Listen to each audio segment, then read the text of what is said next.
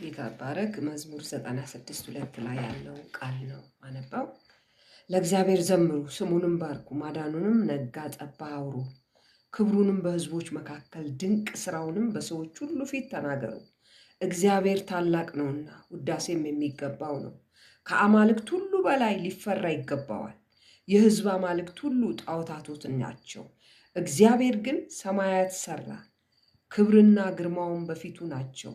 ብርታትና ውበትም በመቅደስ ውስጥ አሉ። የሕዝቦች ወኖች ሁሉ ለእግዚአብሔር ስጡ፣ ክብርና ብርታትም ለእግዚአብሔር ስጡ። ለስሙ የሚገባ ክብርን ለእግዚአብሔር ስጡ። ቁርባንን ይዛችሁ ወደ አደባባዩ ግቡ፣ በተቀደሰ ውበትም ለእግዚአብሔር ስገዱ።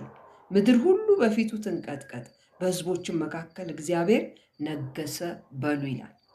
ምን በሉ? ክብርን ሁሉ ለእግዚአብሔር ስጡ ይላል። የእግዚአብሔር ክብር በሕዝቦች መካከል በዝማሬ እንዲወድሱት ለምድር ነዋሪዎች ሁሉ የቀረበ ጥሪ ነው ማለት ነው። እንዲወድሱት ማለት ምን ይገባ? የአሕዛብ አማልክቶች ጣዖታቶች ናቸው ይላል እዚህ ጋር መዝሙረኛው ማለት ነው። ከዛ በኋላ ምን ይላል? ለስሙ የሚገባ ክብርን ለእግዚአብሔር ስጡ፣ ቁርባንም ይዛችሁ ወደ አደባባዩ ግቡ ማለት ቁርባን ይዘን የምንገባው ለዚህ ላዳነን ጌታ ለክርስቶስ ኢየሱስ ብቻ ስግደት የሚገባው አምልኮ የሚገባው ክብር የሚገባው እሱ ብቻ እንደሆነ እዚህ ጋር የማነበው መዝሙር ላይ ነው።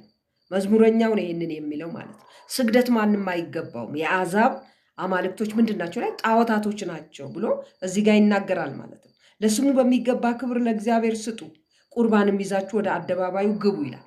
ወደ ማን? ወደ እሱ አደባባይ ግቡ ይዛችሁ በምድር ሁሉ ፊት ተንቀጥቀጡ፣ በሕዝቦችም መካከል እግዚአብሔር ነገሰ በሉ። ስለዚህ በምድሪቷ ላይ ንጉሥ ኢየሱስ ብቻ ነው። ክብር የሚገባው፣ ስግደት የሚገባው፣ አምልኮ የሚገባው፣ ውዳሴ የሚገባው ማን ነው? ክርስቶስ ኢየሱስ ብቻ ነው። ለምን?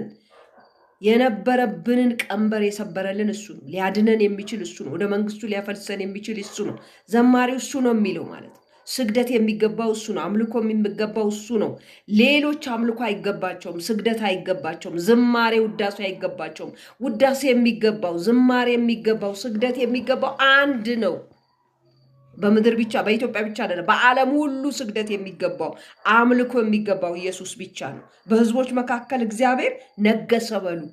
ሌላ ንጉሥ የለም፣ ኢየሱስ ብቻ ነው። የዓለም ሁሉ ጌታ፣ የዓለም ሁሉ ንጉሥ፣ ሊመለክ የሚገባ ሊሰገድለት ክብር ሊሰጠው የሚገባ እሱ ብቻ ነው። የዓለም ሁሉ ጌታ የዓለም ሁሉ አምላክ ኢየሱስ ነው። ሌሎች አማልክቶች ሊያድኑ፣ ሌሎች አማልክቶች ሊሰሙ አይችሉም። ሊሰማ የሚችል ሊያድን የሚችል ኢየሱስ ብቻ ነው። ስለዚህ ክብር ይገባዋል፣ ምስጋና